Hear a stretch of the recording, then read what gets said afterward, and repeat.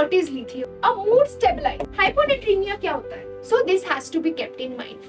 Metallic taste. उसके बाद Hello everyone, welcome back to Nausit with Jaspreet. This is a video which is going to be entirely about lithium. Now what is lithium? What are the side effects? Who cannot take lithium? When it's the time to stop lithium? Everything will be discussed in this video. So do watch this complete video for the entire information. So let us begin with lithium. What is lithium? Lithium is basically a mood stabilizer. A mood stabilizer. We have bipolar affective disorder which has cyclical episodes of depression and mania. So जब किसी को BPAD के mania के episodes आते हैं उस time पे mood को स्टेबलाइज करने के लिए जो ड्रग ऑफ चॉइस होती है, it is basically the drug of choice for stabilising mood in the mania patients, it is lithium. So ultimately lithium के बारे में एक क्वेश्चन एक्सपेक्टेड होता है every time. It can be from the therapeutic range, it can be from the toxicity range, it can be from the contraindications and contraindications like किस किस condition में lithium को हम नहीं देंगे. So let us begin with the therapeutic range. It is 0.6 to 1.2 milliequivalents per liter. Lithium के levels हमेशा monitor किए जाते हैं. जब भी किसी पेशेंट को लिथियम देना है हमेशा आफ्टर फूड देना होता है. It has a potential to cause GI distress, so it is never given empty stomach. One thing, इसके लेवल्स मॉनिटर किए जाते हैं. 0.6 to 1.2 milliequivalents per liter is a therapeutic range. Therapeutic range is a range जहाँ पे हम चाहते हैं if the lithium has to affect our body in a positive manner, its therapeutic range should be maintained. But इसके it is a very narrow therapeutic range. जब थोड़ा सा level बढ़ता है it is toxic to the body and this toxicity is above 1.5 milliequivalents per liter. So आपको ये दोनों range याद करनी है. You have to learn the therapeutic range of lithium and also the toxicity range of lithium. Next is contraindications. जब भी कोई drug हमें प्रिस्क्राइब होती है before the prescription, it is to be noted that उस ड्रग के कुछ contraindications हो सकती हैं. Now what can be the contraindications? First and the prime contraindication of lithium is hyponatraemia.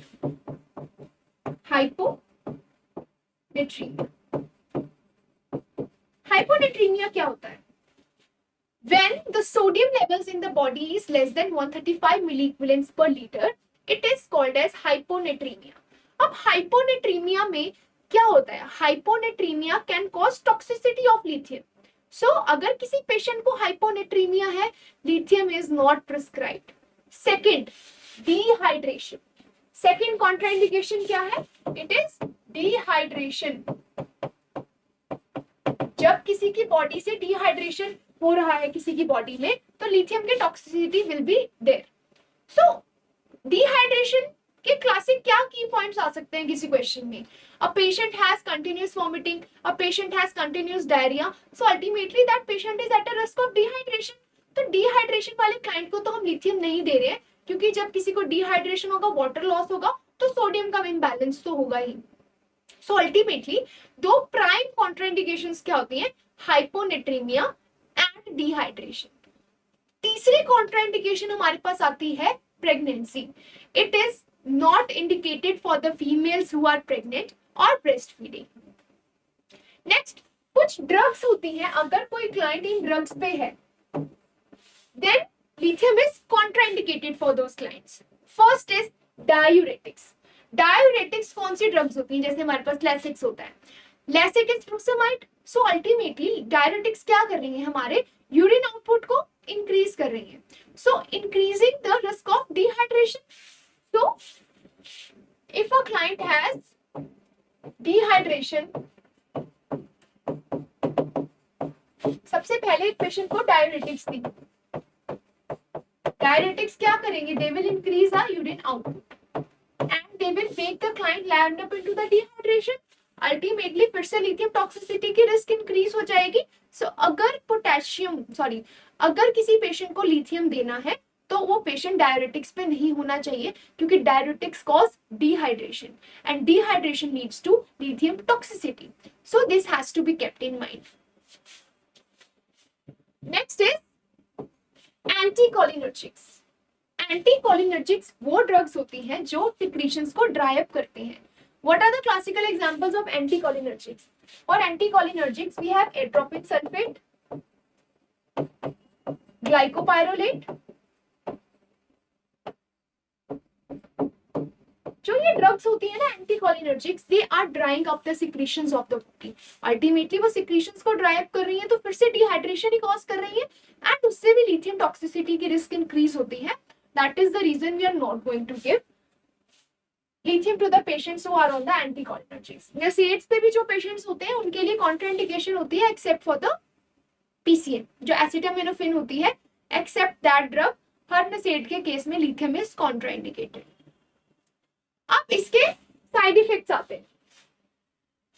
Early side effects में आता है GI distress, nausea, loss of appetite. मतलब ultimately it affects a GIT. Patient को GIT distress होगा, ठीक है, nausea होगा, loss of appetite होगी. But there is one symptom which should be reported, that is metallic test.